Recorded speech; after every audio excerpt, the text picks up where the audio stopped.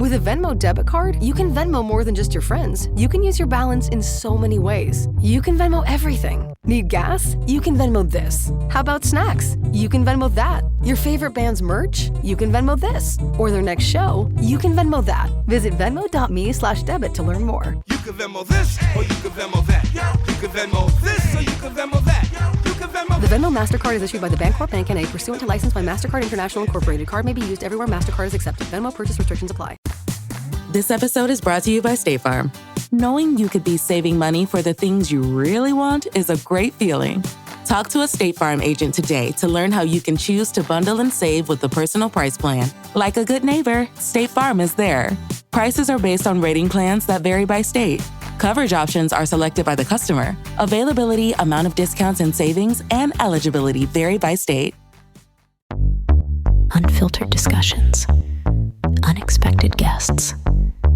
No topic is off limits, from sex and relationships to the human condition, personal anxieties, and so much more. The only talk show of its kind in the world. This is The Last Show with David Cooper.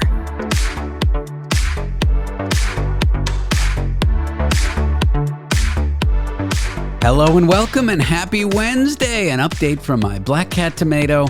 Wednesday is vacuum day. He was upset. End of update. On tonight's program, we'll be taking your listener calls in about 10 minutes time. And ever gotten an employee engagement survey at your job? People hate them. I'm sure you hated it and you're not alone. What are you supposed to do on it? Be honest? Do you really trust that your employer is going to keep those things anonymized? And whatever gets done by a disgruntled employee filling out a survey? So, if the answers to all these questions are negative, why do employers still send them out? Why do they hound you to fill it out? We'll dive into the horrible corporate dystopian world of the $1 billion+ employment engagement surveys halfway through the hour. Then, there is something that you likely bring into your home that could be toxic to your pets. It's something that gets given to others as an expression of love. What is that thing? I'll tell you now. That's too much of a cliffhanger not to share. Flowers, but what kind of flowers we will discuss with a veterinarian on Pet Talk later in the hour. We've got a great lineup planned for you. Tony 5 is about to be here to cover some ridiculous onion-based news. That'll all make sense in a second. So let's dive into the program, shall we? Want to be part of The Last Show with David Cooper? Call us and join the conversation. 1-888-505-6644.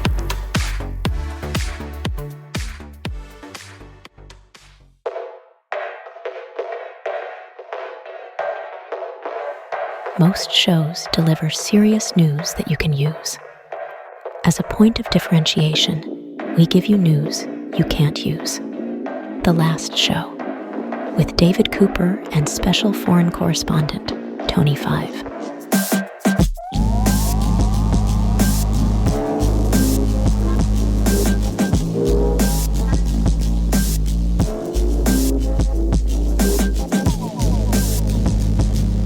And in headlines involving too many onions unsuspectedly sent to people, we get a woman in China who ordered 1,000 kilograms of onions to her ex-boyfriend with a note that read, "I cried for 3 days. Now it's your turn."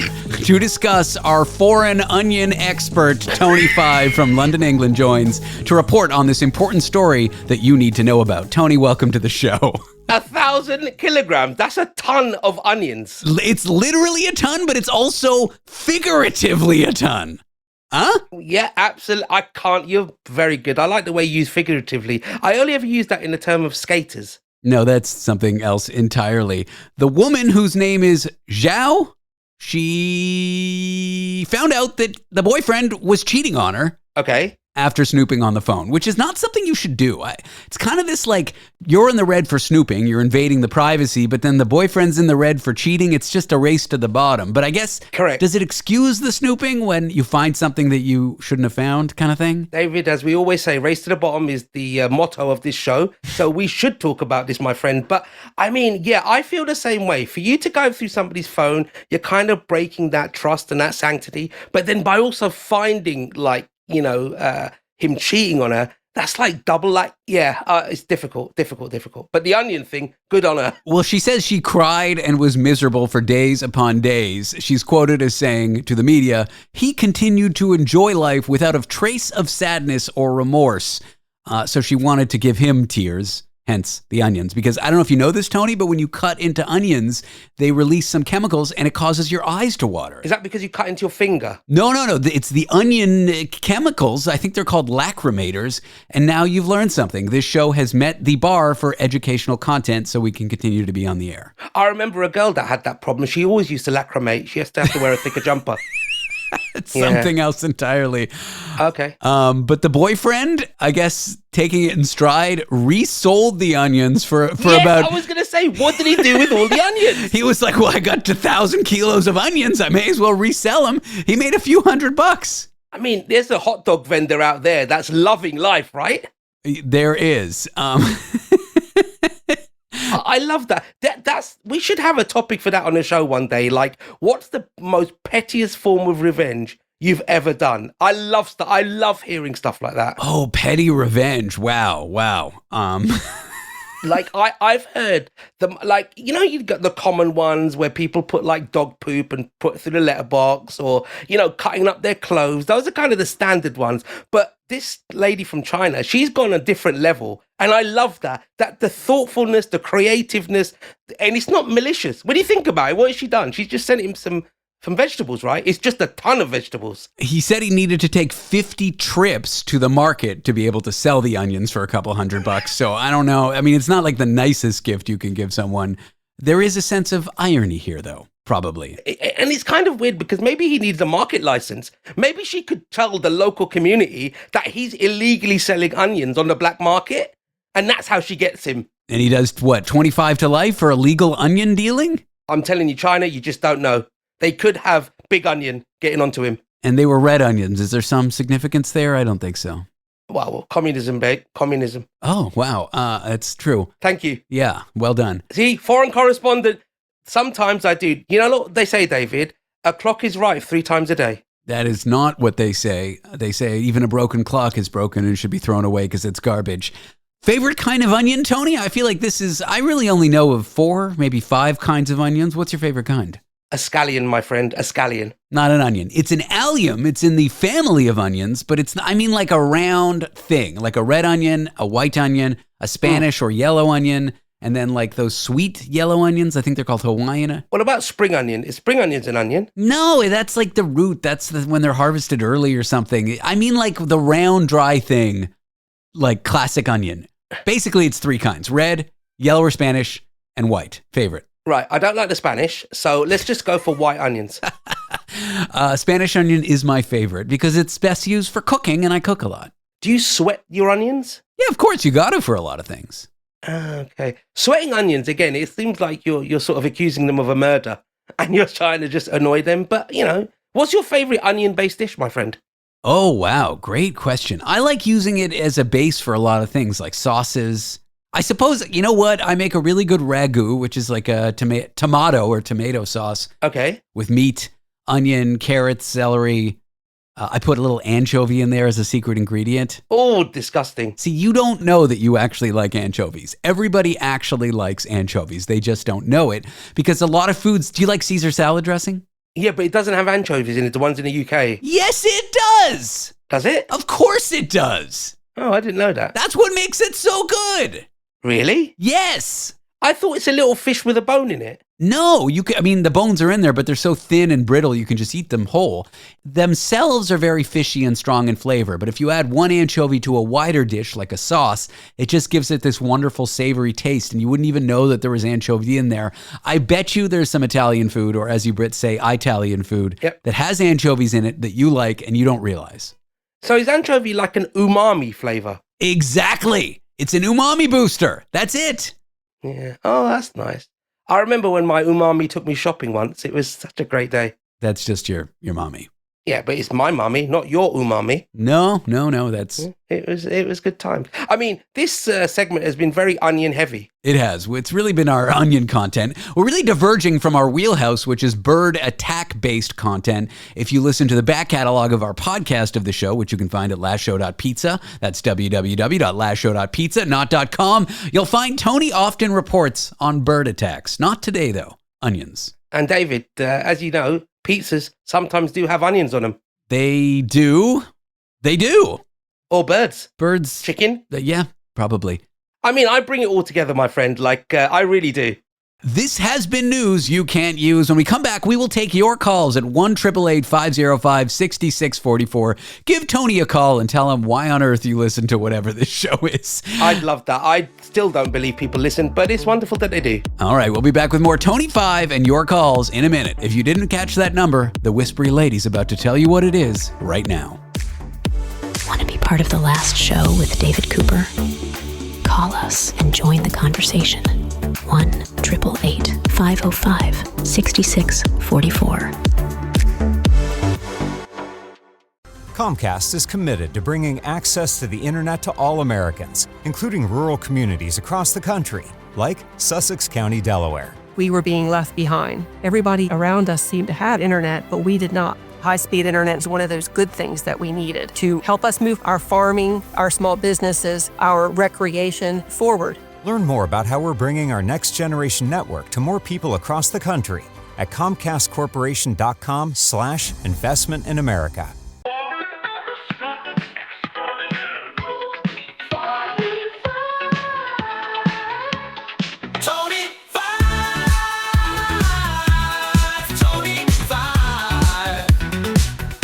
The man of the hour, or minute, or second, or the man of right now is here. He's foreign, he corresponds, he's from London, England. His name is Tony 5. I am David Cooper. This is The Last Show. Tony, welcome in. What a wonderful day it has been, my friend. What a night, what a night. Oh, lady, what a night. I believe that's a John Travolta song. All right, we're just coming off from some of the great onion content that we covered. For those who don't know, we were talking about onions, and I don't want to talk about them anymore, so we don't need to fill anyone in. We are taking your listener calls at 1-888-505-6644, 1-888-505-6644. The topic is Tony's bald head, probably. Yeah, absolutely. Why you like it? What shine does it give you? How does my head make you feel? Good? Bad? Okay? Sensitive? Do you pluck between your eyebrows, Tony? Yes. Okay. Do you not? No, I do. Have you got a unibrow? I do. I actually use my razor to shave between them, which I know you're not supposed to do because then it grows back thicker, but I just couldn't be bothered to pluck them. I just can't. That's too much. Oh, really? No, I don't. Sometimes I sit with some duct tape when I'm watching TV and just pull it out. Just go buck wild. We're taking your calls at 1-888-505-6644. Call in. Tell us what's on your mind. Give Tony a hello. He would like to hear from you. I like talking to people, David. So even if you're not available tonight, just put it in your diary. We're here all the time. You can call anytime. And if we're not available, you can leave a voicemail and we'll call you back. But, it's lovely to do it live. It's just a nice feeling. Makes me feel warm and cuddly. 888-505-6644. Toll free if calling a 1-800 number is toll free where you live. So if you're in Mongolia, probably you have to pay a fee, but not important. Tony, at the break, you were telling me something about Spain? Oh, my friend. So I don't know whether you heard this over there, but the Spanish hate people and they hate people who are not Spanish. And those people are called tourists. I've been hearing that there's been protests all over Spain against tourism, not because they hate tourists inherently, no, but more that all these Airbnbs are popping up, taking rental units off the market and driving up rents for local people. So by, some real estate speculator, tourist Airbnb type who has a lot of money, they'll buy up 10 living units, rent them to tourists, and then the people who live in the city can't afford to live there anymore because there's less rental units on the market.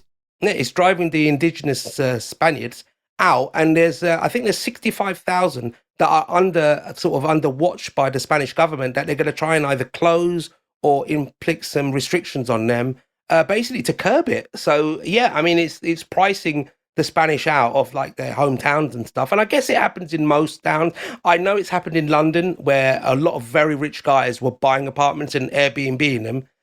But there are some covenants that they've put in now that stops people from doing that.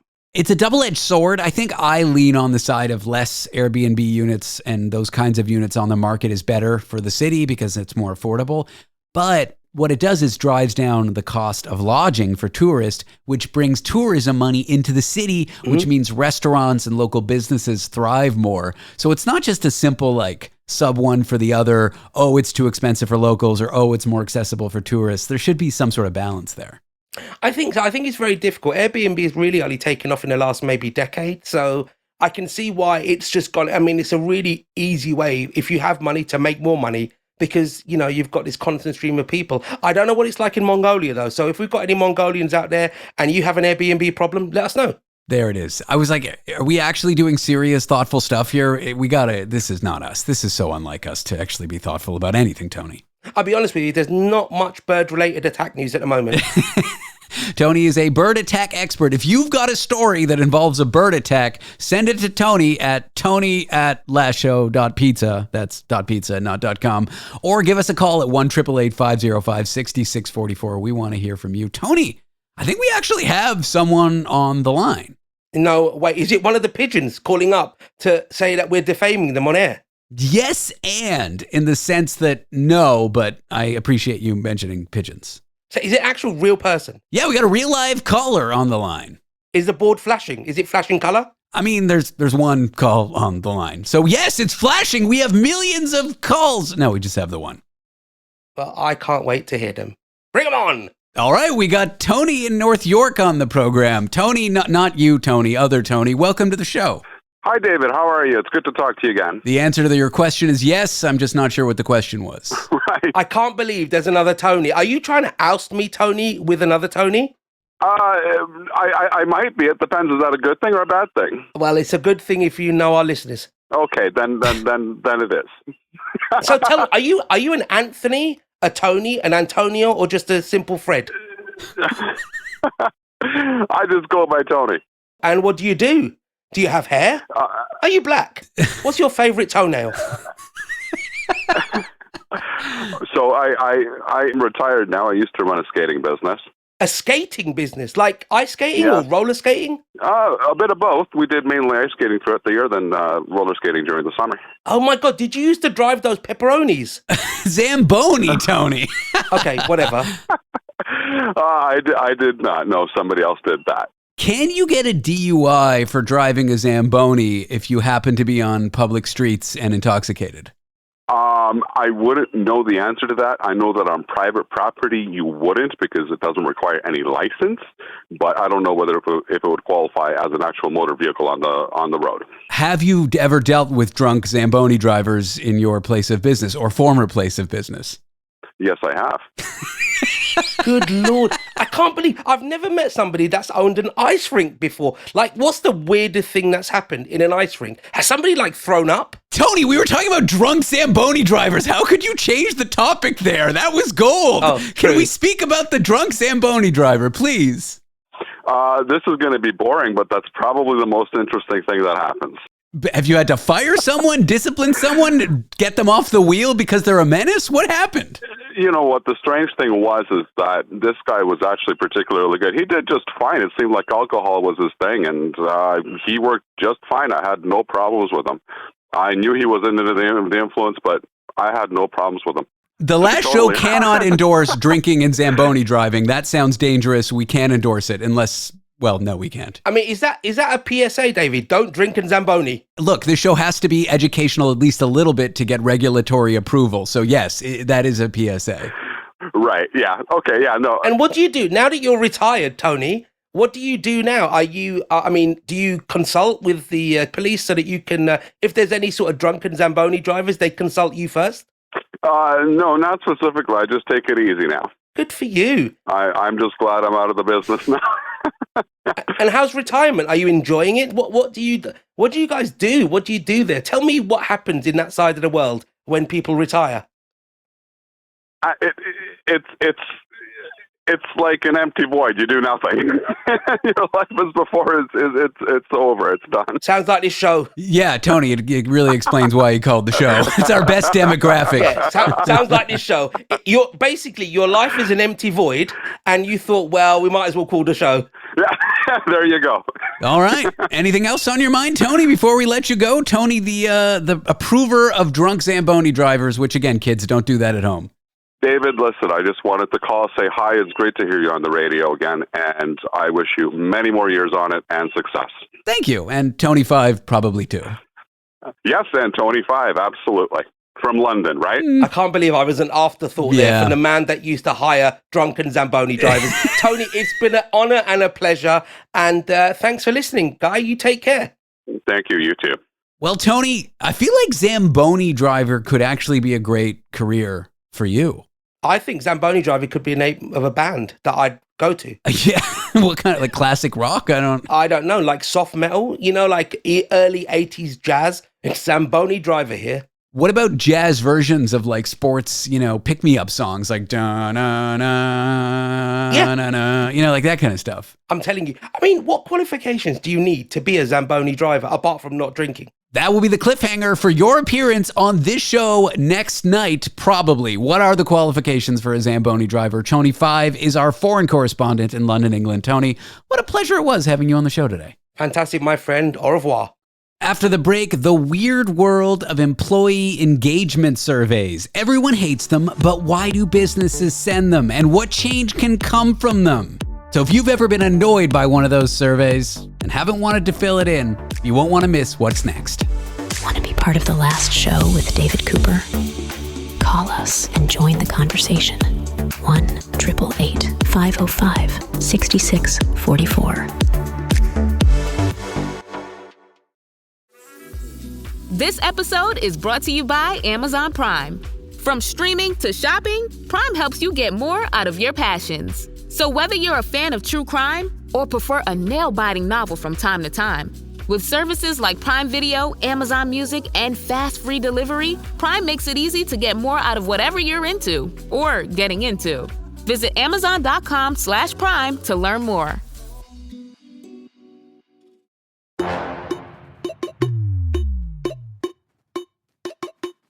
We work hard to strike the right amount of intelligence and ignorance. The last show with David Cooper.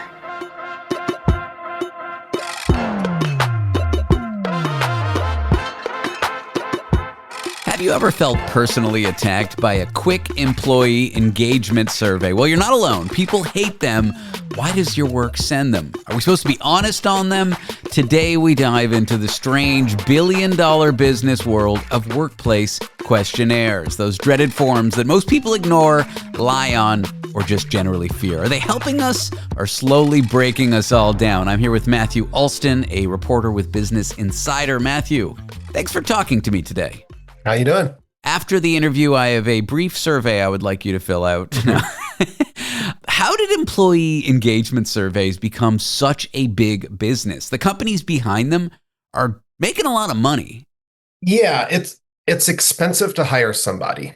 It just is. And it's expensive to lose somebody. Like at a business, something like 15 to 25% of your yearly salary is what it costs to hire, onboard, tolerate your learning curve, and all these things. And if you make that decision to bring someone on, and it's kind of, in quotes, the wrong decision, for a business, it can be just unbearably costly. And so there's no way to measure in a sort of psychological way how happy and engaged and connected to work individual employees, or in the aggregate they are, except for this way. This is the way that HR professionals and large, Fortune 500 organizations have decided. This is how we know if people are likely to stay, likely to leave, likely to be unproductive. Another sort of pole of this is the disengaged employee is distractible, unproductive, almost sort of like tired. They make mistakes. That they encourage other workers to be less productive. So essentially, it's a total business calculation. If we can figure out how to measure what our employees are up to, we can be more efficient. Whether it works or not is a different question.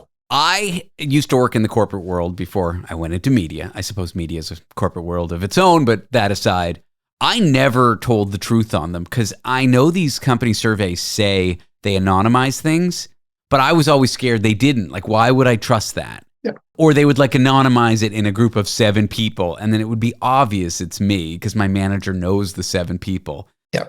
So I always would just fill them out positively because I thought it only serves me to just not have my employer have a bad impression of me. If I say something bad, they're going to have a bad impression of me, and then I'm giving them something, like giving them tools to, I don't know. I just felt it was in my best interest to say everything was good because I didn't trust them. Yep. But I guess the point beside all that is that I hated them. They were annoying. Just get it over with, fill it out, don't enter anything on the free text forms. Is my viewpoint a commonly held one? It's commonly held by almost not almost everybody, but 2/3 of U.S. employees who have to take these things believe, I think usually rightly, that their businesses won't do anything with the information.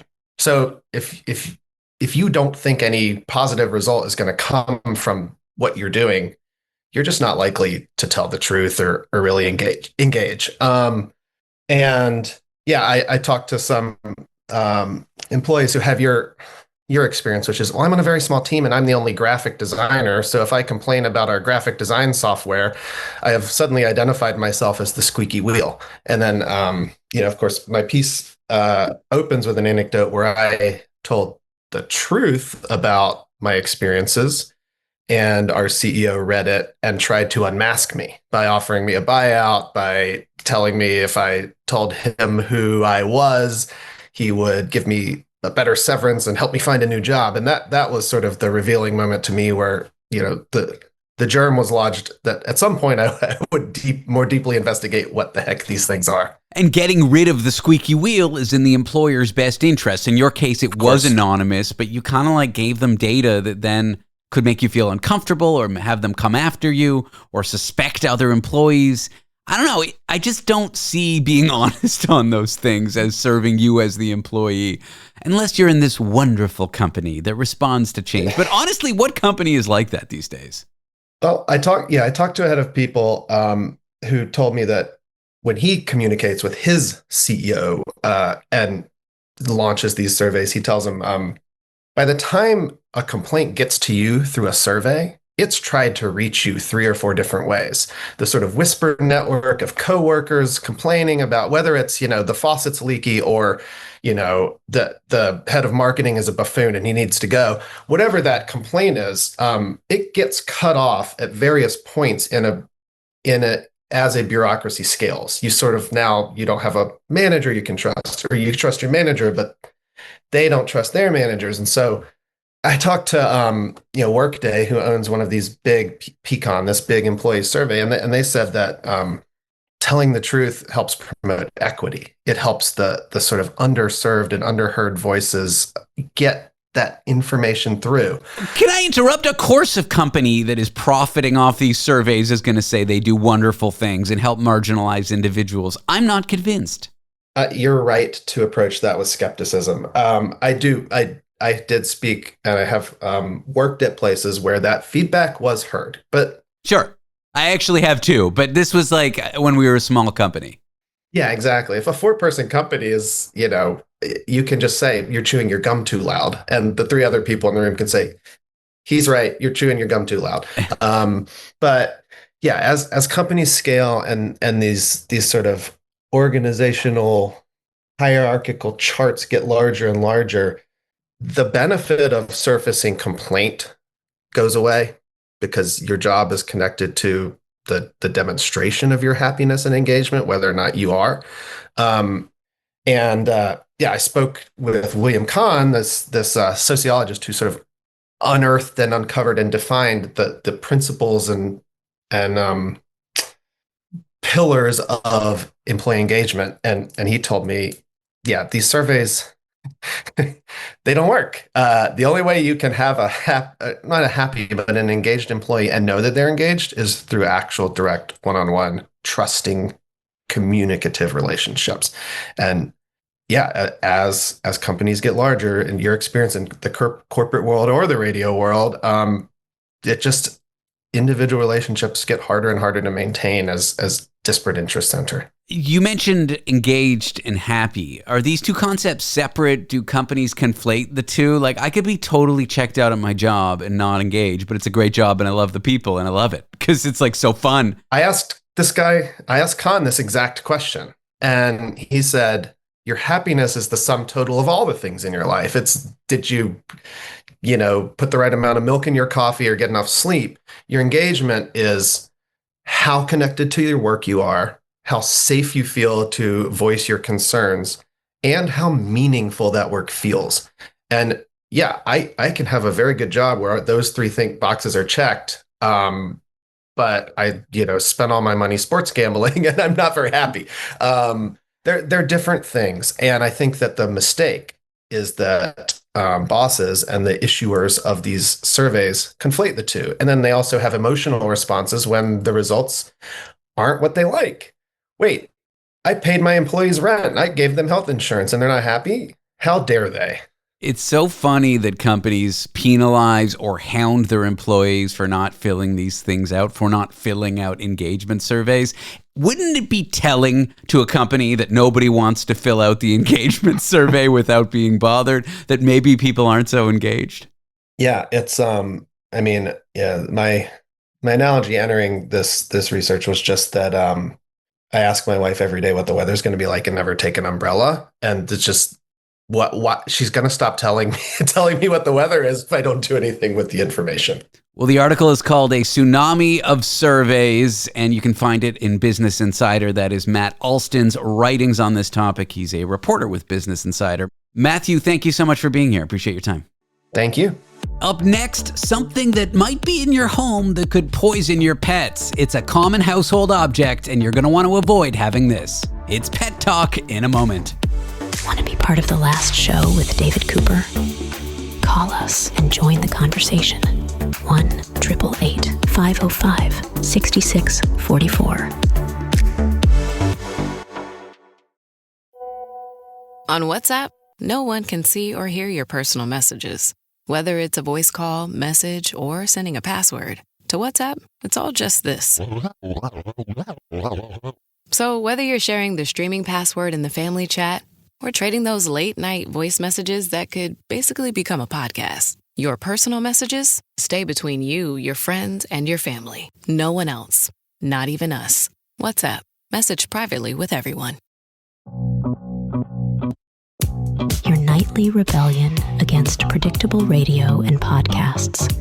The Last Show with David Cooper. It is Vet Talk, and you won't believe what could poison your pet. We're going to find out with Dr. Cliff Redford. Cliff, welcome to the show. David, thank you for having me. You are a veterinarian to the stars. I don't know why I say that. I just feel that's... I got a few star-ish people. Are celebrity cat daddies and pet moms, dog moms, are they more, demanding or temperamental, or are they just like the rest of us when they come to the vet? They're equally demanding and temperamental. No, they're actually really good. And maybe it's because I don't have fanboy syndrome. When I meet people in public that are super famous. Yeah. Just like I had, I went out partying once with this big time WWE wrestler. Ooh. And we're at this, Drew McIntyre. And we're at this big fancy, not going to name any names, but it was Drew McIntyre. It was Drew McIntyre. We're at this big fancy nightclub, I guess. Like a place that I had no business being in. I was definitely not cool enough. We were out till about 5 a.m. But the thing is, so I'm there with my buddy, my boxing coach, who came with me because he's a big fan, and his mind was blown because I'm chatting up with Drew and his billionaire friend who owns all these nightclubs about their cats. They're just regular people. It's crazy. They go to the bathroom, they eat food, they get into fights with their husbands and wives. They're just like the rest of us celebrities. They're just regular people, and I think they actually appreciate the regular conversation. I have an actor who lives, he's my neighbor, and his wife's a model. I'm not going to say his name because whatever. But when I first met them, I was moving into my building and I was freaking out about the mover. And so they were strangers to me, and I was unloading on these strangers about all my problems with this mover. And they looked at me like I was crazy. But now they're my friends because they're like, I don't have to worry about this guy. He's not being like, do you want an autograph? He's just a crazy person who talks about his problems. You know? Just like everybody else. So they probably appreciate that it's not a transactional relationship. You're not trying to get something from them. I am going to get an autograph eventually, though. Why do people? But people don't do that anymore. I know. You know, it's selfies, I guess. I don't know. Yeah, that's probably more. I don't even take photos with the people that I've met. I don't. How do you know an autograph is real? That's a conversation for another expert. There you go. All right, let's talk first about these cats that turned yellow overnight. Please, I've long known about this, and the thing that can poison your kitties, and in some cases your dogs, I'm like, don't bring those into the house. And my girlfriend's always wanting them, and we got to sequester them into a room or put them on a high shelf because we don't want to poison our cat, because this everyday object that's honestly an expression of love to give to somebody can poison your cat. And I've buried the lead, and I've not said what it is. What should we be cautious about? It's not a diamond ring. It could be. I mean, if a pet eats a diamond. Is it a tattoo with their name on it? No. My girlfriend has one of those. That'll just poison a relationship. She's got a tattoo. I have a matching tattoo with my ex-wife. I don't want to talk about it. You just brought it up. All right. So I was actually thinking this article, and it was basically talking about how these two cats turned yellow overnight. And I was actually thinking about like liver disease, that these guys got jaundiced. They got icteric increases in bilirubin to make them yellow. But no, it was, drum roll, it was lilies. They got the pollen from the lilies all over their face, all over their faces. And so just the article went on to describe how dangerous lilies are for cats, and it can cause kidney disease, and that every single part of the lily plant, from the roots all the way up to is it the stamen? Is that the little thing that sticks out the top? I don't know. I'm just a vet. I'm not a scientist. And lilies are really, really bad. Poinsettias are really, really bad. Even tomatoes in your garden can make your dog sick. So there's a lot of things in your house that can make animals sick. And we've got an ant problem. Not the sister of my dad. We have an ant problem in our house right now, and they just won't go away. And my wife wants to get a bunch of those little ant traps, and I'm like, no, we can't. It is acetylcholinesterase inhibitor toxicity.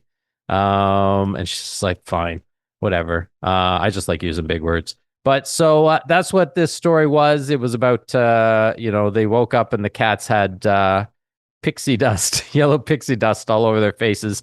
And so they got rushed to the veterinarian and they were fine. But if the cats eat the lilies, not just the pollen, I mean, that's just a color issue. They get yellow. They can get something called lily toxicosis. And my cat, he doesn't eat anything. He doesn't like human food. We can leave any food anywhere. He barely eats his own food. He's just not so food motivated. But he loves eating plants and flowers and then immediately throwing up. Because most plants are just mildly, like they give them an upset stomach. They make them nauseous. They're not going to kill them. Like we do a lot of research here. We have pothos plants hanging from the ceiling. When the occasional crunchy brown leaf falls off, they're not like poisonous, but they do make him throw up. But lilies can kill your cat. Yeah, and let's go to talking about cats eating plants that are fibrous and then they vomit. Cats are often doing that so that they will vomit. So a evolutionary sort of adaptation for cats, for dogs. If you imagine, a wild cat or a wolf running through the forest, they find a dead animal. They don't have time or the luxury of deciding if it's good for them to eat. So they eat it. And then if it's making their stomach sick, so if they feel any sort of nausea, they can then go and eat grass and it will cause them to vomit. So they're vomiting up the offending product that they ate. So it's not a toxin at all. It's arguably not even a digestive sensitivity causing your cat to vomit when Tomato goes and eats, this little, what was it? A pothos? Pothos. Pothos. Pathos. Pothos. Sounds like the word for dead in Greek, pathos. So, but yes, lilies, specifically cause necrosis of the ascending tubules within the kidneys. Yeah, it's nasty. And I don't like the sound of that. It's bad. And these cats that they had the pollen on their faces, they had ingested some. So they would have been a dead kitty afterwards if they hadn't gone to the vet right away. So the moral of the story is don't have lilies in your house if you have cats. That's my opinion. And I'm a scientist after all. I just said I wasn't a while ago, but I am a veterinarian. So do not have them in your house if you have cats. And if your cat gets into something that's toxic, call the vet right away. Yeah. When I have a cat sitter, there's like two things I say.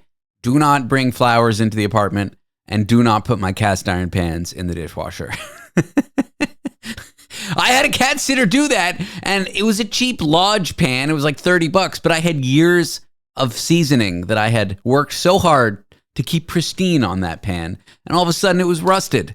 I'm confused. What did they stick in the dishwasher? A cast iron pan. You don't cook, do you, Cliff? Oh, I thought it was cat pan. And I'm like, cat litter pan? No. I was trying to figure out what this had to do with your cat. Nothing. It just has when I have a cat sitter stay the night. Well, that's why I don't clean the grill in my barbecue, right? It's supposed to give extra flavor, all that rotted protein and rust that's on it. All that decaying flesh. Well, I mean, I don't really eat meat, but. I didn't know you were a vegetarian. Well, yeah, sort of. I eat fish, and I will eat animals that are hunted, but I don't hunt, and no one I knows hunt, so I don't really eat them. But I'm just against factory farming. Yeah. I have a friend like you, but if he's like out at a dinner party at a friend's house and a friend makes something with a meat product, he'll eat it, but otherwise strict vegetarian. I'll try and avoid it, but it's not like, well, those potatoes touch the chicken, so therefore I can't eat the potatoes. No, I'll eat the potatoes. I just won't eat the chicken. Potatoes. When we come back with Dr. Cliff Redford, a veterinarian on Pet Talk, we will discuss whether your kitty remembers you or not. Because dogs are often said to remember people, but are cats? This is an interesting study. I'm excited about this. If I can remember, that's what we're going to discuss after the break. Want to be part of the last show with David Cooper? Call us and join the conversation. 1-888-505-6644. Summer's here, and Nordstrom has everything you need for your best dress season ever. From beach days and weddings to weekend getaways and your everyday wardrobe. Discover stylish options under $100 from tons of your favorite brands like Mango, Skims, Princess Polly, and Madewell. It's easy too with free shipping and free returns, in-store order pickup, and more. Shop today in stores, online at Nordstrom.com, or download the Nordstrom app.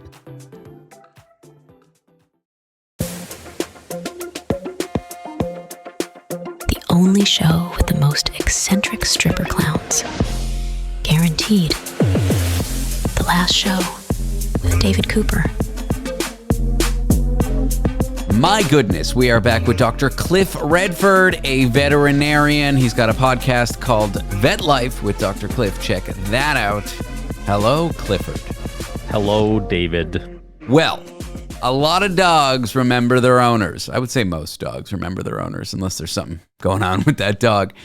Cats are often described as aloof, but I promise you my cat remembers me and my girlfriend because every day he remembers to love her more than he loves me. I guess the definitive question is, how much do cats remember us or not? Or are they just kind of being aloof? They know it's us, but they're being aloof. Yeah, they, experts are really starting to feel that cats are not aloof. They're just different. They just express. They just don't like you. Yeah, that's right. They just express their love and their connection differently, and that's fine. But this study was interesting. At first I'm reading this going, duh, like this is what they found out and what the conclusions were. But I'm more interested in, first of all, it does kind of sort of prove that they recognize you and are connected to you, much like dogs are. But I'm more interested, I want to talk about how they did the study. So this study reveals, and it's based out of University of Tokyo, this study reveals that, yes, the cats remember who you are. and that they do it not through eyesight, but through sense of smell, which, is what I read. And I said, okay, this doesn't surprise me at all. Now, only about half of them can recognize your face. So only half of them go, hey, that's David. He's got the cool hair and he's got the funky glasses. I recognize that as my, we wouldn't say owner. What David are you talking about here? Talking about you, man. Oh, nice. There you go. Tomato, so there's a 50-50 chance that Tomato recognizes you because of your fancy looks and your nice tattoos. But thank you, Cliff. Oh, look at this. You're really making my day. But so they did a study to determine how they recognize based on a sense of smell. And what they ended up doing was they wanted to take the scent samples from cats. I'm going to call them owners, from cats owners and from strangers. And they recognized that the cats only sniffed the owner's scent samples for a very brief amount of time, like 10 seconds, because they already had all the information. Oh, I recognize this smell. This is my owner. Whereas the stranger's scent samples, they sniffed for up to a minute. But the funniest thing I found was they basically took swabs of these people's body parts. They took swabs of behind the ear. Ooh. I guess. Yeah, exactly. Right. Behind the ear. Armpit. You got to do armpit. The armpits. Yeah, classic. And between the toes. Weird. Exactly. Right. Like, really? I mean, like, not your hand, not like, I mean, my cat, she wouldn't come up and sniff my toes. Is that where I got my stank hidden between my toes? I guess so. Like, I would think that there's like some toe jam in there and some fungus and some lint. So maybe they're just recognizing the scent of the home because you got all that lint and stuff in there. I don't know. But the other cool thing though is they discovered that when cats are smelling a familiar scent, whether it's you because you come home from work, or let's say the opposite, a stranger that comes to the house, if they're smelling a familiar scent, they smell it with their left nostril. What? And if they do a new scent, they smell it with their right nostril. What? So they are believing now that, so more studies are going to have to be done, because this is the fascinating part. They believe that sort of data analysis occurs on the right side of the brain. So they need to suck the odor up through their right nostril to go to the right side of the brain. Therefore, they can analyze the new data better. Whereas if they know who you are, David, welcome home. I love you. I didn't eat the lilies. Don't worry. And they want to sniff you. They're going to be like, I'm just going to do the left side and just be like, yep, that's David. I don't really have to analyze this. So I don't know. That was what I found most interesting about this study. But don't they have to know what the scent is going to be before they decide what nostril? So is the first initial whiff like a double nostril? And then they're like, oh, it's somewhat familiar. Let's go right. Or, oh, it's a new scent. Let's go left. Well, I think this is in a situation where they sort of know what they're smelling. So again, Tomato's going to recognize you. Most of the time, Tomato's going to recognize you and go, oh, that guy stinks of that dude's armpit and behind his ear and his toe jam. Are you telling me I need to bathe? No, not at all. I do. I shouldn't say. I should say aroma. Your aroma. Your fragrance. Ooh. Your fragrance. So I don't know. It just means that they use their left nostril and is connected to a more sort of familiar side of the brain, whereas the right nostril is more data analysis. Our last story that you need to know, this time dog related. There is a Australian vet who's he's like basically you in Australia, like a vet who goes on TV and stuff. And he's warning against a toy for dogs that I never thought was a problem. And I've seen millions, maybe billions, possibly trillions of dogs play with. Are you concerned about dogs and tennis balls, or is this Australian vet off the mark?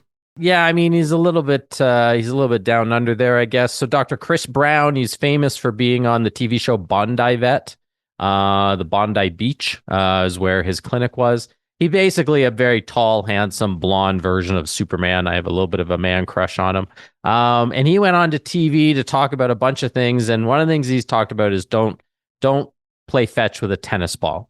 Now, he did go on to say he doesn't even recommend playing fetch, period, because of the trauma to the joints and the osteoarthritis and the degenerative joint disease and maybe damage to the back. And I'm like, you know what? Like, I box and I used to do judo, and mind you, I had to get my hip replaced and I've blown my knee and I've done all these things. And I can't remember my parents' names half the time from being punched in the head.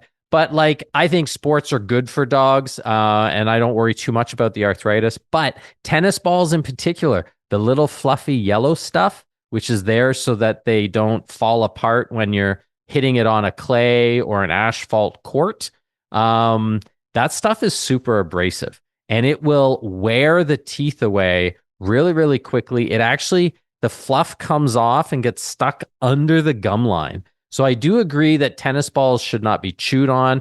You should use like a hockey ball, or just get a ball that's designed for dogs, especially one that squeaks. Wait. I'm no sports buff, but isn't it a hockey puck, Cliff? Unless you're playing road hockey. Oh, okay, good. Right. Okay. The good way to do is use the orange hockey balls, because then if it goes below freezing, those things are as hard as steel. And when you're the goalie, like I was, and your bigger brother would whack it at you really hard. Wait a minute. I think he was doing this on purpose. It would hurt a lot when it hits you. But the other things he talked about is he said that there's studies saying you should only feed your dog one time a day. What? And if you feed them 2 or 3 times a day, it can increase the risk of depression and anxiety, and it causes insulin abnormalities. So I guess it's like fasting. If you only eat once or twice a day as a person and you do intermittent fasting, it's better for your insulin levels. I don't know. And then he also said don't pluck the ears, which I agree with. You should never pluck your dog's ears unless there's like matted fur inside the ears, and then they should be sedated. But you should tell your groomer, do not pluck my dog's ears. Just trim it with a trimmer. We're going through that with a couple of dogs at our clinic right now.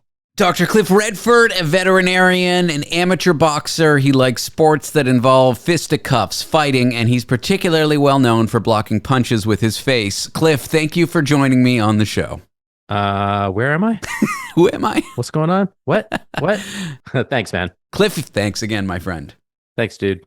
Sleep and how much you need, much like culture, language, food, might be in part due to where you live, the norms of where you live. That explains why some countries sleep less, but are more healthy. Take Japan. People nap there. I wish I was napping right now. That's not on topic. Actually, maybe it is. More details about the flexibility of that 8 hours of sleep rule you thought was universal in a moment. Want to be part of the last show with David Cooper?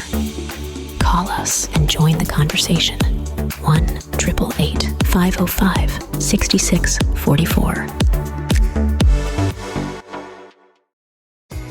This episode is brought to you by Temptations Cat Treats. Your cat will come running for the perfectly irresistible Temptations Creamy Puree and Temptations Lickable Spoon Cat Treats. The best time to feed lickable cat treats to your cat is anytime. Feed by hand for a playful moment, in a bowl for a creamy treat, or as a topper to make mealtime fun. Visit temptationstreats.com to learn more.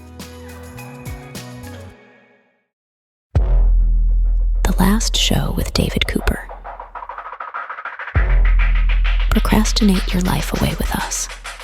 What if your perfect night's sleep is not 8 hours, but whatever your culture tells you it should be? Our guest is a biomedical science lecturer whose new study shows that sleep, like language or food, might just be cultural. His name is Dr. Gareth Nye.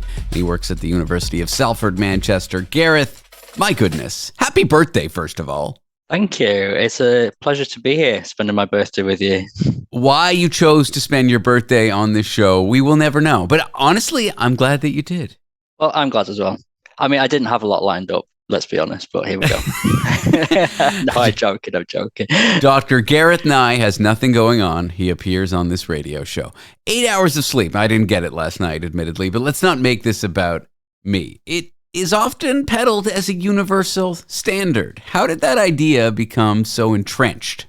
So it comes from a long line of research going, well, let's look at people who are at one end of the spectrum, who get loads and loads and loads of sleep, and then people who get very little sleep, like you and I, and let's find a nice mid-ground and see what's best.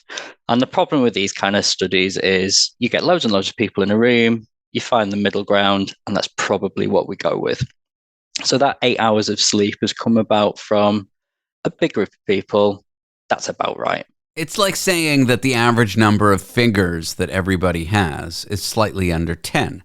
But then if you look at you and me, it's not like I have 9.9999 fingers. We all got 10. So the math or the numbers don't really match up to the reality. Exactly. And that's one of my favorite facts about less than 10 fingers. If you get enough people, you can make the numbers say whatever you really want to.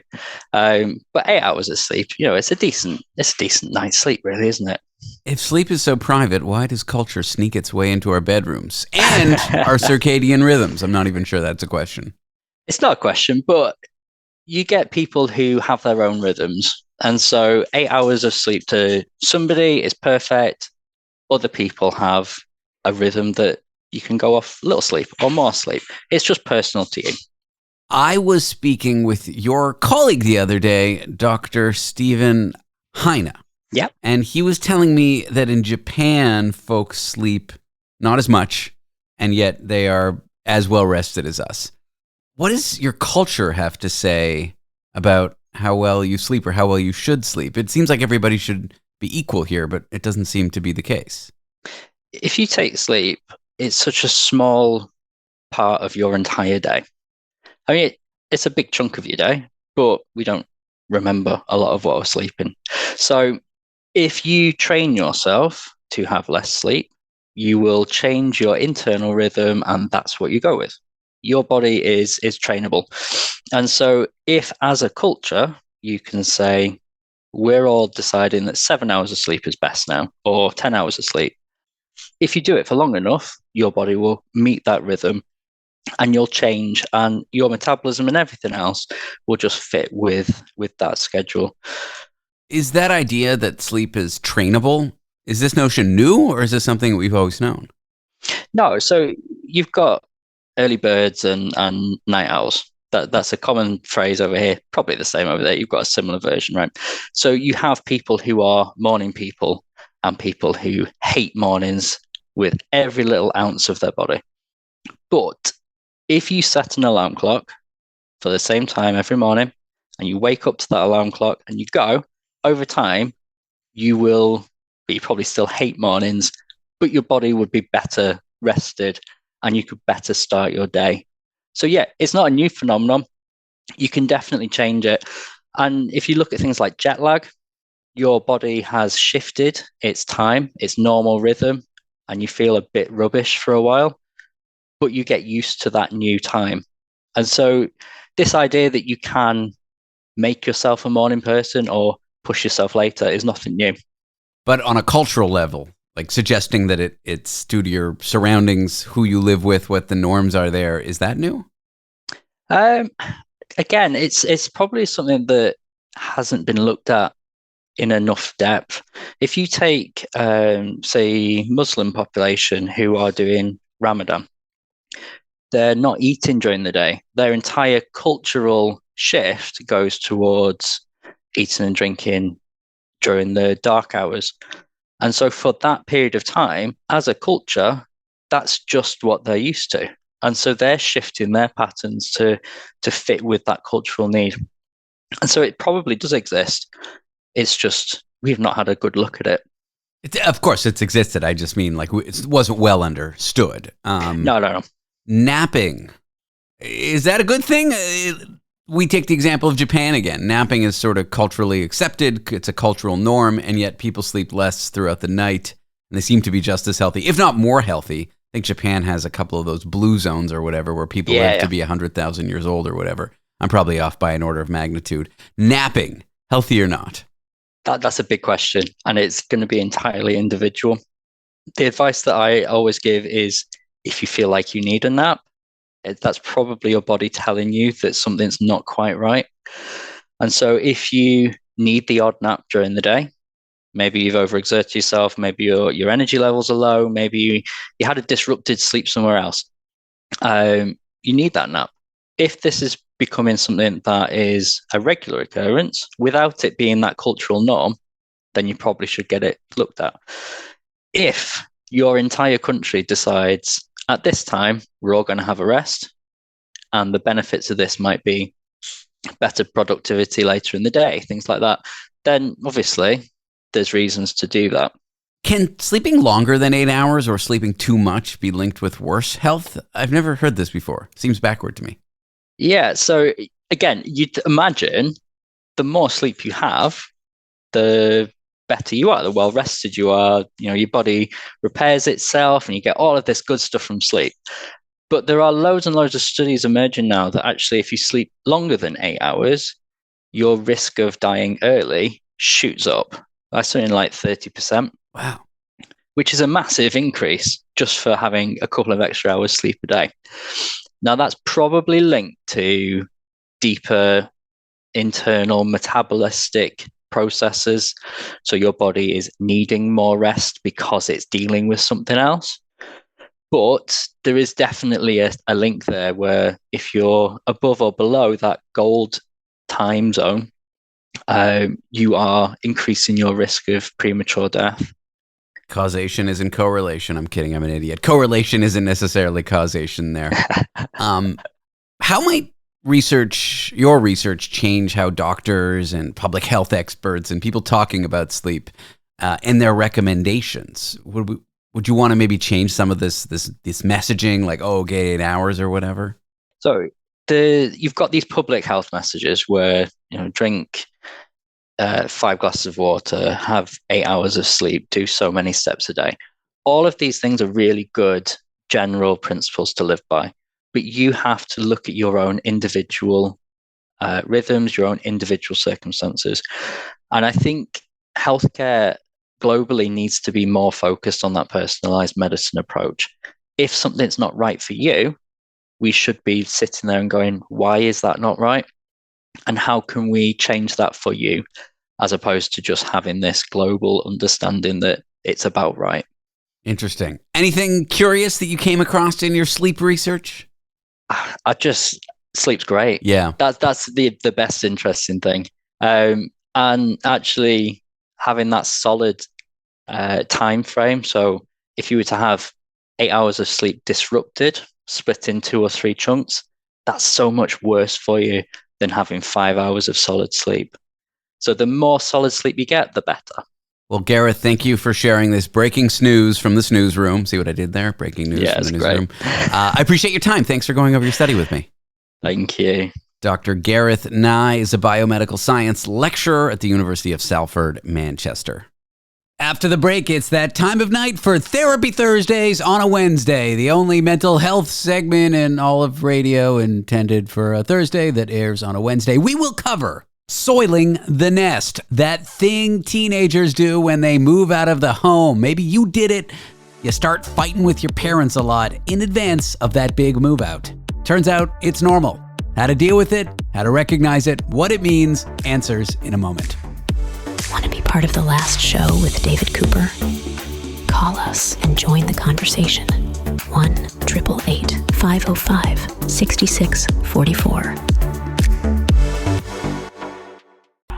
Oh, such a clutch pickup, Dave. I was worried we'd bring back the same team. I meant those blackout motorized shades. Blinds.com made it crazy affordable to replace our old blinds. Hard to install? No, it's easy. I installed these and then got some for my mom, too. She talked to a design consultant for free and scheduled a professional measure and install. Hall of Fame son. They're the #1 online retailer of custom window coverings in the world. Blinds.com is the GOAT. The GOAT! Save up to 50% with minimum purchase at Blinds.com. Rules and restrictions may apply. The human algorithm, where emotional inputs create unexpected outputs. The last show with David Cooper. Therapy Thursdays on a Wednesday. We are joined by expert in family and or marital therapy, Gary Direnfeld. And before we start, first of all, hello, Gary. Great to be with you again. Gary traveled this past week and got bitten by a tick and then saw the telltale bullseye. And so if you're out there in the Northeast and you're in the woods or in nature and you get bitten by a tick and there's a bullseye, go to the doctor. You can prevent Lyme disease if you catch it early and go on the meds for it, which is what just happened to you. And I'm glad you're okay. Yeah, thanks. And like, don't mess around. And maybe it's, I don't know, whoever's out in the woods. I was going to be sexist and saying, it might be more men. But a woman friend of mine also got bit around the same time. But don't let ego, don't let fear get the best of you. See your doctor.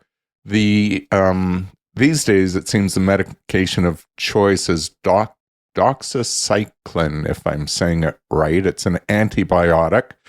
I've been given a 10-day course. Other internet experts have been telling me I need it for 30 days. This is my second time having a tick bite. Had it a year ago, March.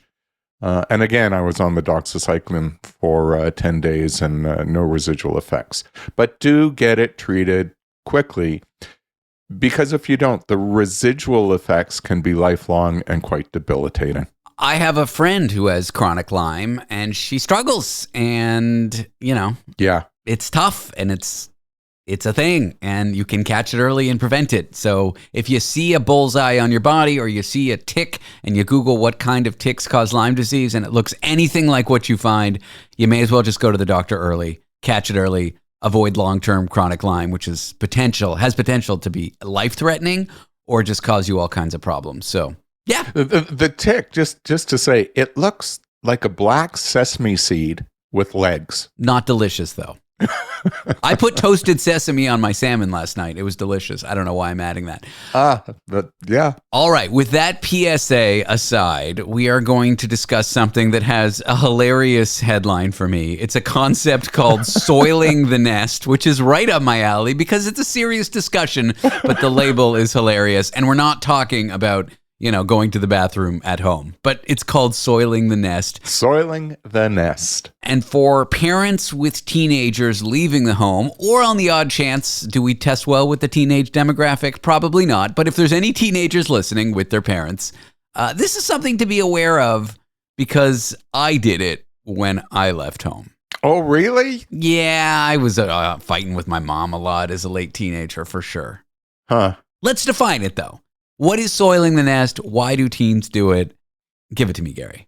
And you know what? This is the season. Tis. For it. It begins roughly now. Tis the season. And when we say teens, we're not talking about all teens. We're talking about those teens who are graduating high school and going off to college, university, an apprenticeship, some job, but they're leaving home the result of their graduation. Leaving the nest. They're leaving the nest. That's right. And, it's one of those family developmental transitions. See, I can use the jargon here. This rite of passage where our kids are leaving the nest, yet we may be emotionally unprepared. It may be hard. I don't want to see my listen. Our son, he's 41 now, but I remember when he was going off to university. It was harder on me, I think, than mom, and I was a mess with it. He may have picked up on it. I don't know that it was hard for him in our particular family, but it was with me. And you wind up finding yourself in conflict. And the reason is it's easier to leave in anger than in love. Being open, connected with your feelings of sadness, ambivalence, difficulty, I'm gonna miss you, Dad. Being open and connected with those feelings is maybe harder than just kind of figuring out some reason to fight, to justify, I want to leave anyway. And so I think kids take this shortcut and they fight and they cause a little bit of dysfunction so that when they leave the nest, they don't have to be like, Mom, I'm sad my mom's not going to do my laundry anymore. David, it's not just the kid who can start that fight. It's the parents. And listen, in fairness to all involved, this isn't conscious. It's unconscious. You just find yourself perhaps irritable, taking issue with what's happening between your kid and yourself, particular behaviors that were less irksome before somehow seem more irksome. I like this word, irksome now. And so it's not up to the kid. It's always up to the parent. For me, it's always up to the parent. You have to catch yourself. And that's why we're having this discussion now. So, the season starts when we see those final exams coming, the graduation, the prom, and it lasts through the summer. So if you find yourself in conflict, take a step back, take a breath, and go to that teen and say, I got to tell you, I'm going to miss you, sweetheart. That was quite a summer, the one when I had nothing to do, I wasn't working, and I just graduated high school, and I was going off in September. I did not get along with my mom. Not to give my mom a hard time, but I think she took it a little bit personal, and I think that's easy for parents to do. Yes. When their kids and them start fighting for the first time, and they're leaving, it's very easy to feel like this behavior is personal, even though it's maybe arguably a natural developmental stage for some. Listen, to the parents, you can really play a bit of a mind game, but this is a positive mind game with your kid. You can look at them and say, I know why you're being persnickety. You're leaving in September and you think it's better to go in anger than in love. It's not going to work, sweetheart. I still love you. I'm going to miss you, and I know you're going to miss me. And they're going to look at you and say, no way, it can't be true. You quit saying that. But inside, it's going to strike a chord. The way you just said that to me, I was kind of imagining myself as a teenager and you saying it to me, because my parents definitely did not say that. They responded to anger with anger. Right. And boy, did we fight. I wasn't allowed to have friends over because we were too loud. I mean, it was every little thing, but I was not an easy child. Am I an easy adult? That's a conversation for another day with another therapist, but I was the one who cried like a baby when we took our son to university. He couldn't get away from me fast enough. I was that embarrassing father blubbering, off to the side. And it's like, oh, God, Dad, do you have to? Was he like, can you drop me off at my dormitory a block away? Almost. I'm okay here, Dad. Just let me off 3 blocks away. I'll carry my luggage. These developmental transitions for families, they can be tough because the other thing that's going on is as the child leaves the nest, or each child leaves the nest in turn, it leaves mom and dad, assuming that you're an intact 2-parent family, or mom and mom, or dad and dad, by the way.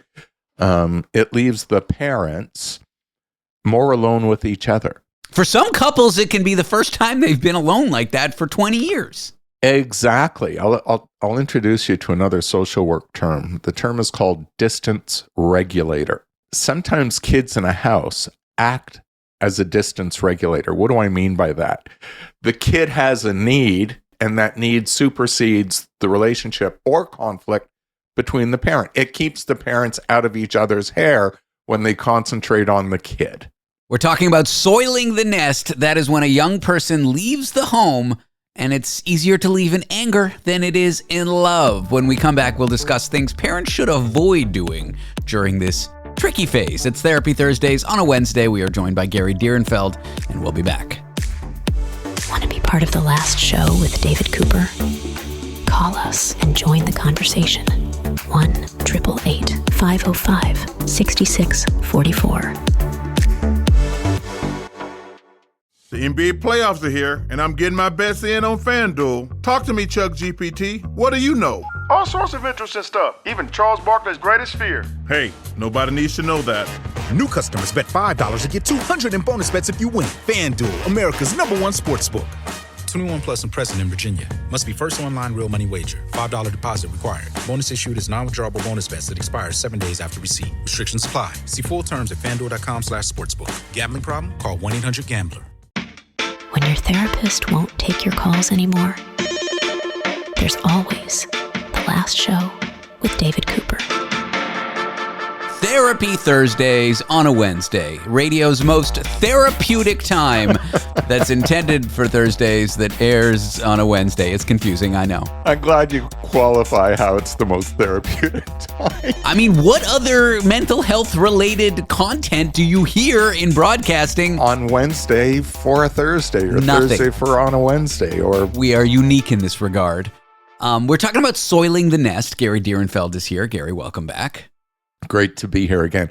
And, you know, where we left off, I was talking about the children as a distance regulator between the parents. Yes. So the parents don't have to deal with each other because they're busy dealing with the kids.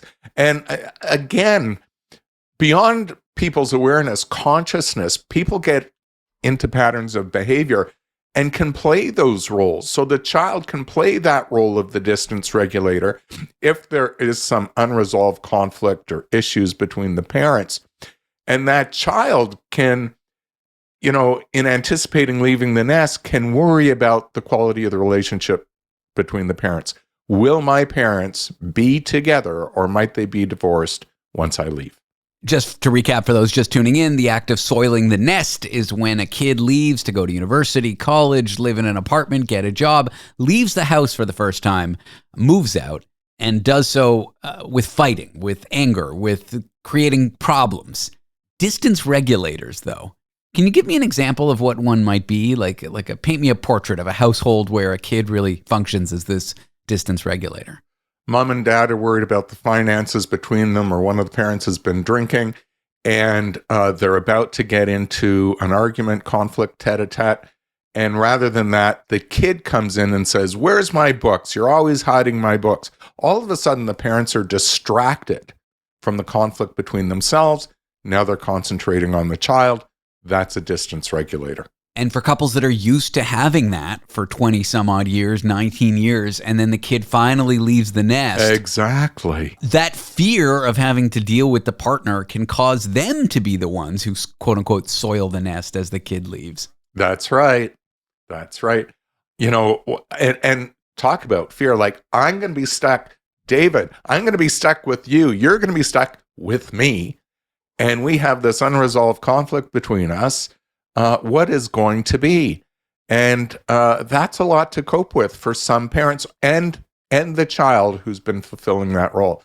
So our discussion today, this conversation, all we're trying to do is raise awareness, understand the dynamics of your family. Because once you understand that dynamic, you can pull back from the conflict because you're seeing it with a set of fresh eyes. And rather than being caught in, so when that child comes to you, when you're having that tete-a-tete with your partner, the other parent, and the child seems to intervene with a distraction, that's when you, the parent, have to kind of raise your hand, say, talk to the hand, because the face ain't going to listen, and say, no, other parent and I have to resolve this. We'll deal with you after. Interesting. So engaging with that distraction is something parents should avoid until they resolve the conflict between themselves. Correct. And this is how you can, look, it doesn't mean that every conflict resolves well. You still may have an upset with the other parent, but now that child doesn't need to step in as the distance regulator.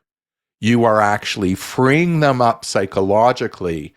Even if they're going to worry about you, they no longer have a role in your dispute. You're freeing them up to take care of their child business, school. Are there things parents should avoid beyond that during this phase if they find themselves fighting with their kid a lot before they're about to move out? Yeah, don't go down the rabbit hole of conflict. You know, rather than going, you know, don't do this, and then you get in that tete-a-tete, and then the kid is stuck in their bedroom, and, you know, no one's speaking to anyone. Parent, have that presence of mind to flip the script. And you can do it with curiosity. You can do it by wondering. And it sounds like this. Hey, child, I see that we're getting into conflict. I wonder if either of us are sad that you're heading off to school or perhaps worried. I wonder. it's easier to fixate on like regret. Oh, I regret fighting with my child so much as they moved out, rather than fixate on sadness. Yeah. I know it's not quite what we're talking about, but when me and my ex were splitting up, we fought a lot before we moved out and filed for divorce and all that. And in some sense, we soiled the nest. If my ex is listening, I'll take all the blame. Fine, whatever. But yeah, it's easier to fixate on this like regret. These are kind of easy emotions. Oh, I'm a bad person. I'll just fixate on that rather than really connect with that sadness of somebody leaving. I want you to know, sweetheart, I'm going to miss you. I will survive it. I don't want you to think I'm going to miss you so much that you can't leave. That's how I feel about you on this show, Gary. Don't ever leave. Not going anywhere. You're stuck with me. But we don't want the child to feel beholden to the parent or parents, the family.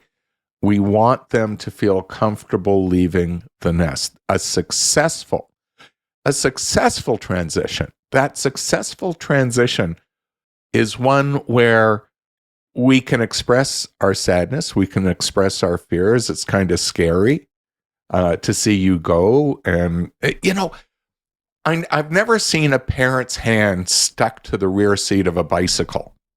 Eventually, every parent who has taught their kid to ride a bike has let go the seat.